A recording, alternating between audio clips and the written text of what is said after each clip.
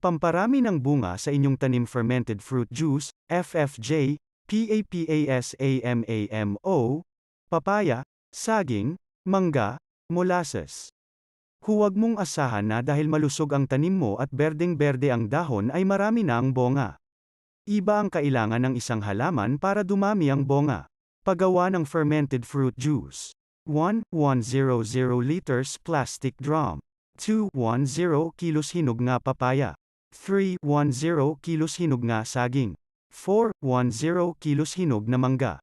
A. Tadtaran na pinong-pino, ang papaya, saging at mangga. B. Ilagay sa plastic drum. C. Punuin ng molasses ang drum. Kung wala kang makuha na molasses, ang brown sugar ay pwede na.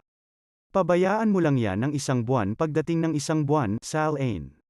Yung latak maari mong ilibing sa malalaking puno ng prutas. Kahit 4 na kilos